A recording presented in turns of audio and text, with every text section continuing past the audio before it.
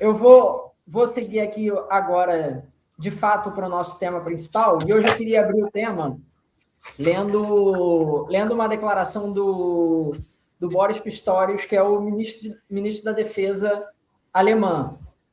Ele falou recentemente, quando a Alemanha lançou a sua primeira estratégia de defesa nacional em muitos e muitos anos, eu acredito que a primeira efetivamente com esse nome desde a Segunda Guerra Mundial.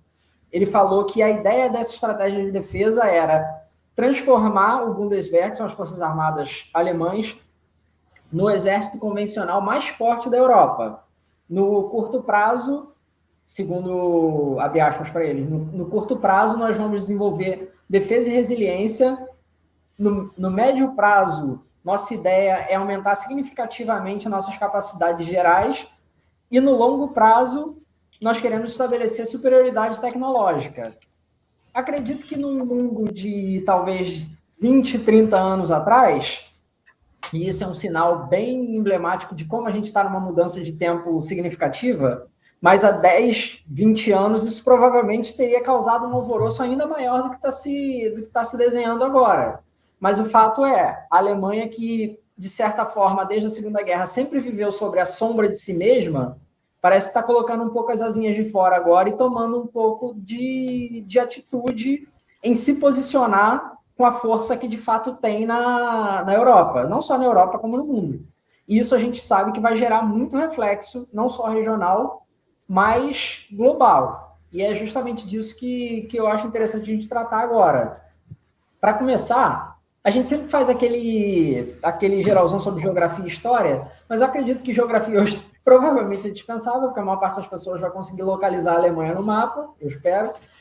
Mas em questão histórica, eu acho que talvez a gente possa se deter um pouquinho mais. Aí eu acho legal a gente fazer um corte entre os momentos, talvez desde a unificação alemã em 1871 até a Segunda Guerra, que é quando a gente tem, digamos, uma mudança praticamente tectônica na Alemanha, na forma dela atuar, na forma dela se relacionar com o mundo, e a partir daí a gente conseguir entender o que acontece hoje.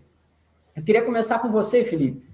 Se possível, pedir a você para fazer um panorama sobre esse início de Alemanha, principalmente ali desde a unificação, passando pela relevância do militarismo, que sempre foi muito presente na Alemanha, principalmente por causa da Prússia, chegando até a Segunda Guerra. A gente vai falar da Alemanha, que é um país bem complexo, em termos de unificação. Acho que até pergunto depois para vocês o que vocês pensam, mas acho que só perde para a Espanha. Né? São muitas regiões, povos diferentes, mas acho que na Espanha ainda essas diferenças são mais gritantes, né? Com o catalão, com o povo basco. Enfim, a Alemanha não fica muito atrás disso. Para falar de Alemanha, a gente volta um pouquinho e fala da Prússia. A Alemanha é oriunda da Prússia, e eu fiz aqui alguns cortes, botei algumas datas mais importantes para a gente entender isso. Então a gente visualiza a Alemanha e pensa um pouquinho na época em que a gente tinha o Império Romano brigando ali com os povos germânicos, e eu acho que a partir dali, essa até é uma visão mais romana, a partir dali, né, eram chamados de bárbaros, mas nesse momento os povos percebem que a união faria toda a diferença, né, para derrotar o Império Romano. Então, nesse momento surgem, ou pelo menos são vistos de forma mais clara, os povos germânicos.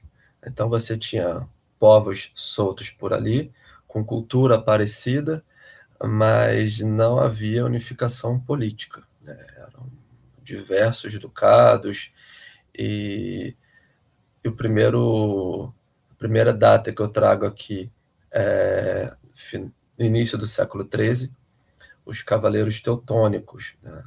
São cavaleiros militares nos moldes dos templários, cavaleiros da Ordem de Cristo, e eles aparecem na região, que hoje, né, nós chamamos de Alemanha, mas focados mais no norte ali, perto dos países bálticos, e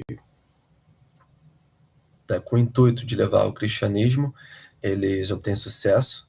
Era uma ordem militar muito bem estabelecida, e eles acabam dominando a região e ficam lá durante muito tempo, mas em 1525 tem a chamada Batalha de Grunwald, ou Tannenberg, e na verdade 1410, e eles acabam sendo derrotados, né, pela Polônia e, se não me engano, outro país que hoje seria a Lituânia. Eles são derrotados, porém eles permanecem enfraquecidos.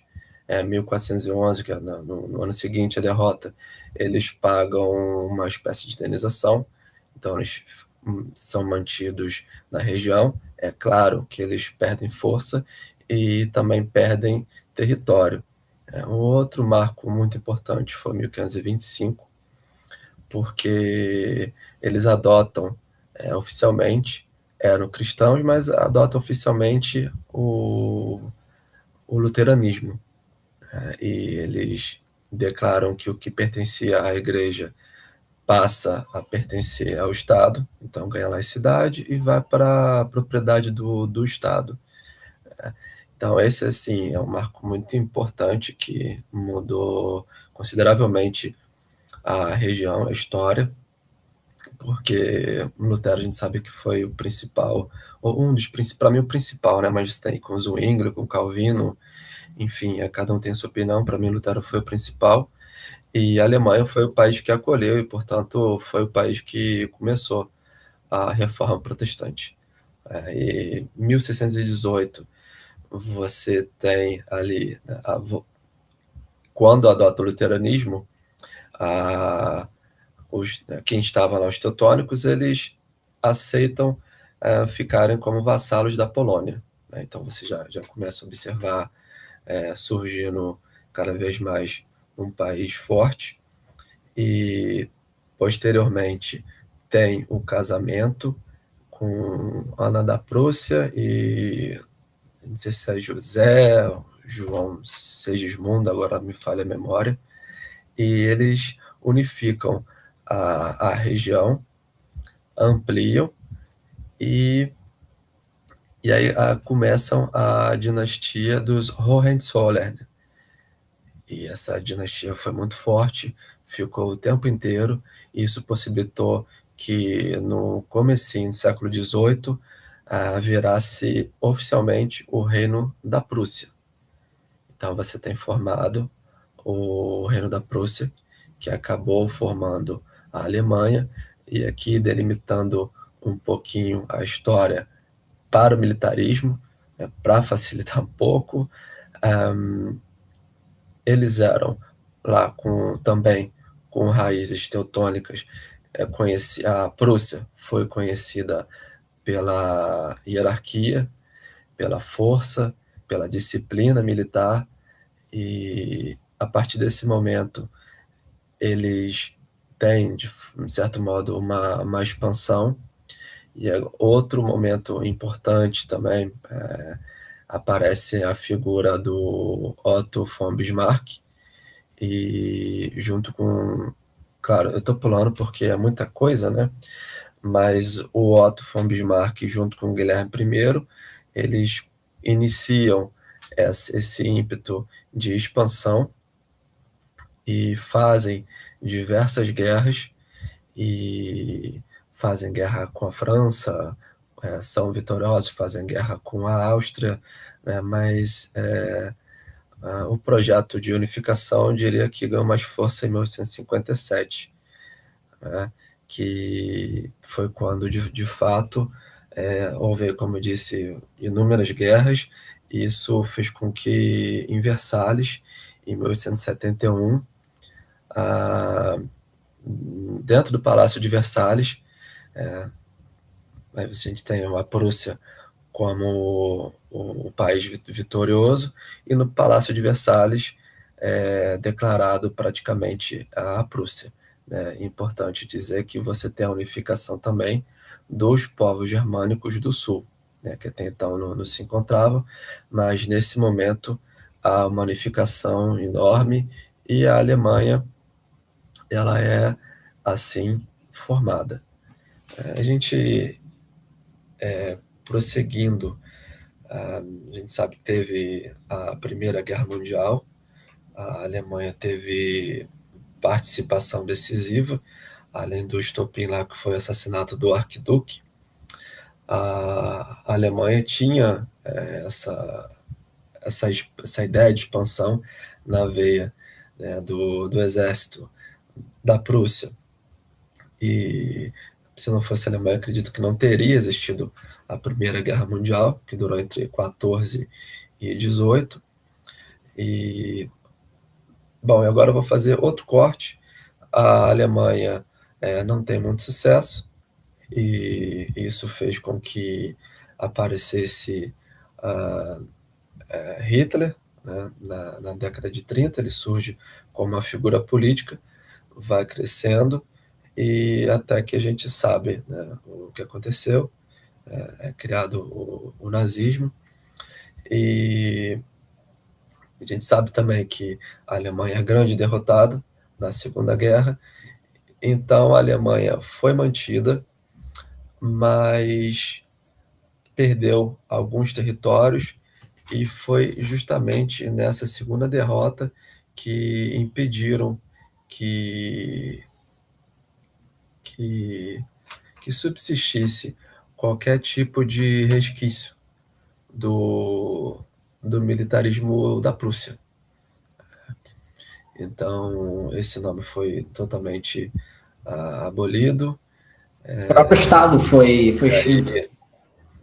E aí você tem a criação da Bundeswehr, que é as Forças Armadas Unificadas, e é o que tem hoje. Funcionam até hoje Bundeswehr de forma... de não tiveram assim, um militarismo, como eu posso dizer, não tiveram grandes ímpetos, né? Não travaram guerras, bem pelo contrário. E ao lado você tem uma Constituição alemã forte, que funciona muito bem, e é um país que cresceu muito, e uma potência industrial, tecnológica, e ressurge das cinzas, né? Literalmente, depois da Segunda Guerra Mundial. A figura importante aqui, a gente pode falar também, muita gente diz que é um Estado socialista, é um Estado capitalista. O termo mais utilizado é o ordoliberalismo, e funcionou bem para a Alemanha, a gente é testemunho ocular disso, né, perceptível. O ordoliberalismo seria vamos colocar assim, uma ideologia econômica que permite um sindicato muito forte, leis trabalhistas muito fortes, o Estado é presente, só que essas leis são antepostas e são muito bem delimitadas e respeitadas. Então, o Estado é forte para proteger o trabalhador, mas também é forte para colocar aquilo de um modo seguro. Ou seja, você quer empreender, você quer gerar impostos, gerar trabalho, você consegue.